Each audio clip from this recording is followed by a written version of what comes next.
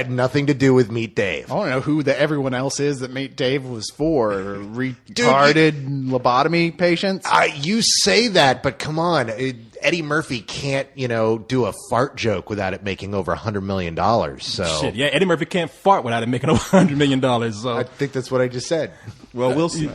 No, I'm sorry. Did you say Will C or Will Smith? No, I said we'll see. Okay. Yeah, but dude, I mean, come on. We all fucking hated Norbit, and look what happened. The Haunted Mansion didn't exactly rule at the box office. Is all I'm saying here. It's not the first one either. Pretty well though. The Eddie Murphy's outside talking about this ain't even my movie. Y'all making fun of me. Why does it always come back to me? Yeah, all right. It's Ron Perlman in a fat suit. That's why. There's a truck with your giant head driving around the city. You're going to be picking up shrapnel from everywhere. I'm sorry. That's part of my problem with this movie, though, and these characters is that I just don't like Hellboy. I don't like him at all. He's a dick. He is a gigantic dick, and he never really does anything to redeem himself from being a dick. He's the son of the fucking devil. You're lucky you can like him at all. Yes, but that doesn't mean that I have to enjoy the movie. Is he really the son of the devil, or is he like a lesser imp or demon? Well, they specifically mention that at the end of this. Yeah. He's referred to as he's the son of the fallen one. Which means because they're saying he's not royalty. Like, no, he is. He is. The Prince of Hell. Yeah. Well, there you go. That should show you how annoying his ass is, because if the devil don't want to put up with his shit,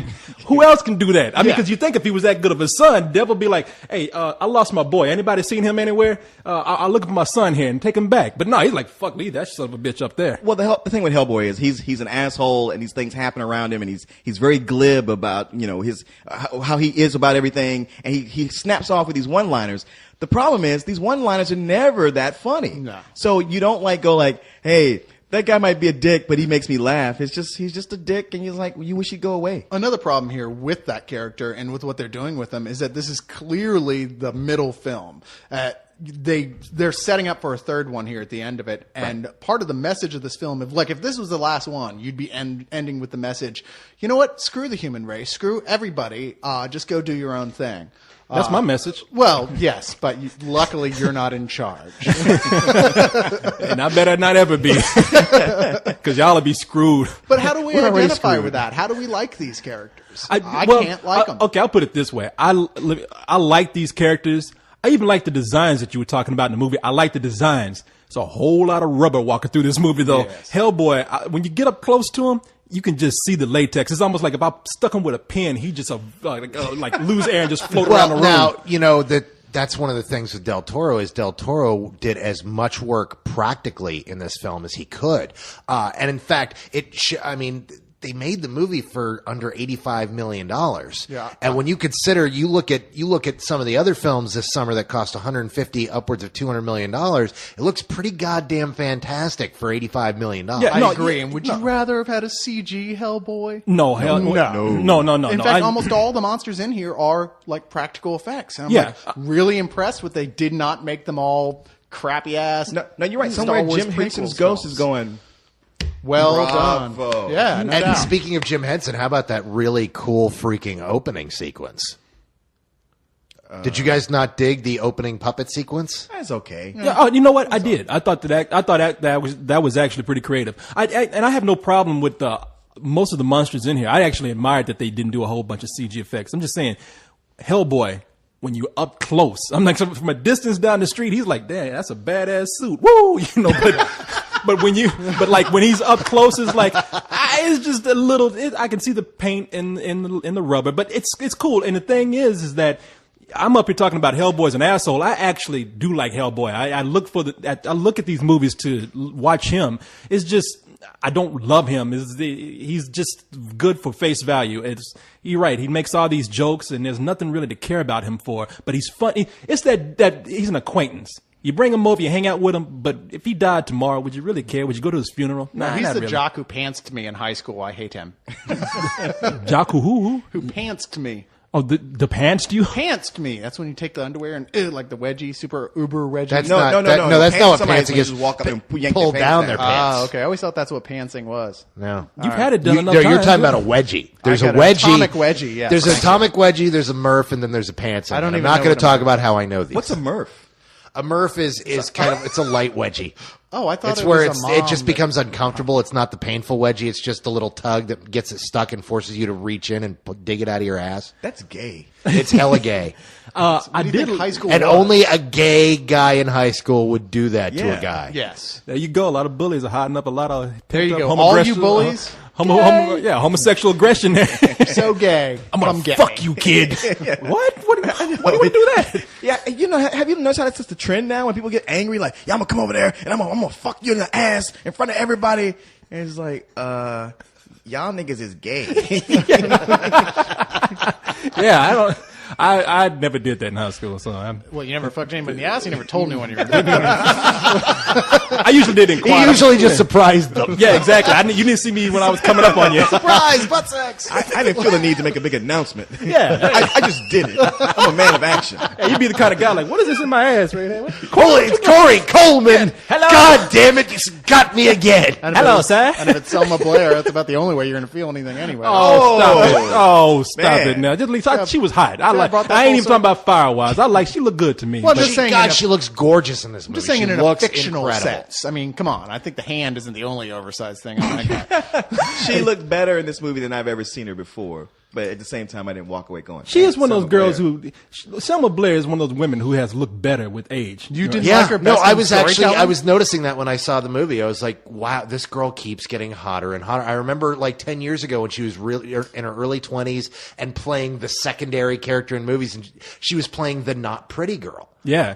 And just she got more and more beautiful until now. I'm like, God, this woman is so I don't freaking know. She hot. looked best to me making out with Sarah Michelle Gellar in Cruel Intentions. Because she was making out with somebody. That's you know? because because she was a girl making out with Buffy the Vampire Slayer. That's what you found hot. And I tell you what, when that bitch is 70, she's going to be smoking, boy. Well, that's And then she's all yours. She's rapidly approaching the age at which Corey will find her attractive. Exactly. Yes. No, There's an age limit for that? No, they extremely gay villain in this, but a very badass gay villain. I actually kind of liked him. I mean, you know, I have a thing for when the villain has a British accent. I mean, it's so pretentious, but he sounds like he's just got authority. It's like, you're not royalty, and I'm going to kill you. And he's got that long hair and shit. I'm like, I kind of like this guy. I mean, he's kind of a. I mean, You'd fuck that guy. Yeah, you know, he does in the eyes. Yeah, he's got that long, pretty hair. You know, from behind. Let's just say we were in prison together. You know, that's one of the long things about elves. The best part about having sex with elf girls is you roll them over, and it's just like having sex with elf boys. Well, I can't tell you how many like straight men got drunk and told me like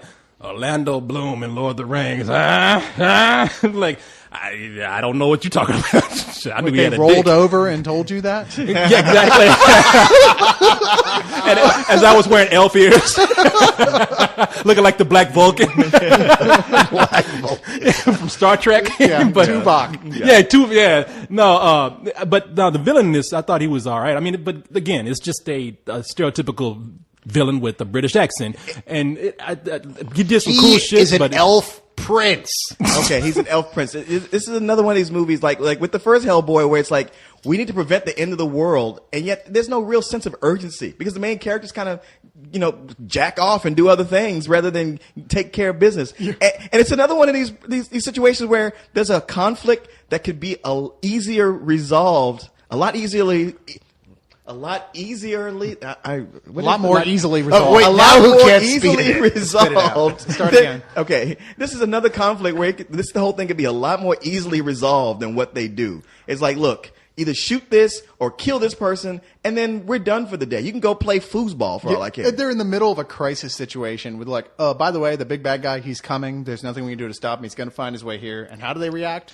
They get drunk and listen to Barry Manilow. over. oh, you know what? And that was pretty awesome, actually. That's what it was. I got sidetracked. I was talking about the villain and lost my train of thought. But the villain, the reason why I like him so much is because he was the only one who really had any depth in this movie to me. I mean, because he actually cared about what he was doing. He was like, he was an environmentalist, really. I mean, he took that whole saying of go green and went fucking crazy with Well, it. now, actually, that's the thing is he doesn't go crazy with it. He actually this is one of those rare times where the villain isn't out for power. He's not trying to, become the biggest badass in the world. He's a dude who is one of the last of his kind, and humanity has all but pushed off or wiped out his race. And he's like, fuck this. We have to live. See, that's what I was saying. When I looked at him and he said, because he comes in the room to his father, like, Hey, Pops, look, we down here living in the sewers. You know, we're the only two people left, besides my sister over here, and you over here sitting on a throne all goddamn day, not doing a fucking thing about it. Which you don't want that race to go on at that point, though. I mean, it's going to be like the hee-haw elves after a couple generations. Let's not ignore the incest going on in that family. They really needed to die off. Well, what you expect him to do? It's like no other elves are around. That's the only piece of virgin ass that's left is his sister, and he's like, what yeah, he's just like, yeah, I'm gonna wait. What fucking movie did you guys see? I'm not going to jump on the pro incest bandwagon here. I'm sorry. Look, I'm not saying it for humans, but for elves, that's fine. They're kind of Nazis, though, about the whole, I mean, come on. They can interbreed. What's so special about being just a Marilyn Manson-looking elf? I mean, come on. True.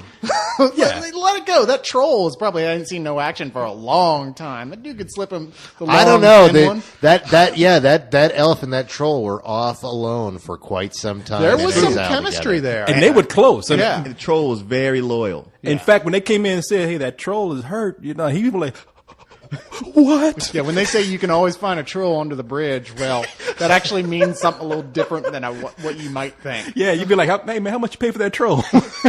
Yeah, I just like it that the trolls got, the troll lost his main hand somehow and had to replace it. So it just makes you wonder. No, this movie, I didn't think it was bad. I think it's something that's good to look at. That's what I say about a lot of summer movies. Do I think it's a good movie? No, but would I recommend you go see it on the big screen? Yeah, sure. If you just want to see a bunch of cool images, why not? So, if you're going to see this movie, it should be on the big screen. There's plenty of people who are Hellboy fans, and God love you. Go for it. It's not bad enough for me to say rental, but it's nowhere near full price, so I'm going to say matinee. Oh, yeah, I'm sorry. It's sort of a low matinee. Yeah, I forgot to give my rating. Yeah, a low matinee. I actually love the character design of this so much, the set design and all that I'm going to go with just a regular matinee on this. I think it is incredibly gorgeous to look at, but you nailed it when you said it's Pan's Labyrinth with all the character depth and good story taken out and about 1,000 times more monsters put in. But it's still, as long as you're seeing this theater, by all means. Yeah. And it's a cartoon. I mean, it really is a cartoon. I mean, even the characters kind of act cartoonish. Fraggle Rock. It's Fraggle Rock. So. Now, you guys, if I remember correctly, none of you really liked the first film. No. I did. I enjoyed the first film quite a bit. I like this one even more. As a fan of the first film, I think Guillermo improved on some of the things he didn't quite get last time. They just had a beer last night, him and Guillermo. I did not have a beer with Guillermo. They're buddies. That's right. They are on a first name basis now, aren't Guillermo. So now we know what happened to the troll's hand. Oh, sorry. Okay, where the fuck was I? No, you said that he really improved on the first. Yeah, no, film. he really improved on the first film. The first film I really loved, and I loved it from the aspect of it made me feel like a 13-year-old boy. That was the type of film I wanted to see when I was 13. I absolutely loved it. This is a lot more grown up. It's a lot more fun. He got a lot more.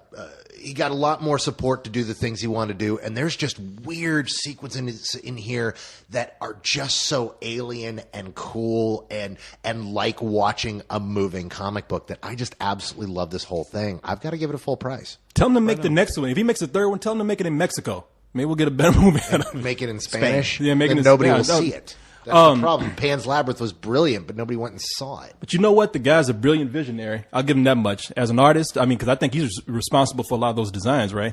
No, he is. But he also gives a lot of credit to the thing is he brought together some really brilliant designers and just they worked together to make some really awesome stuff. Yeah, he credits his team a lot, which is one of the nice things about him. One of the things why people compare him and Peter Jackson a lot. They both like fantasy a lot. They both work with a lot of similar elements in big teams, or who really he lets them have their own contribution. The only difference is that maybe Peter Jackson picks from a better source of fantasy than Guillermo does. But I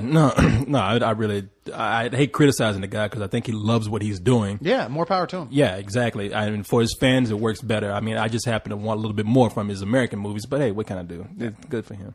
Hold on. I want to get a... God damn it, stop.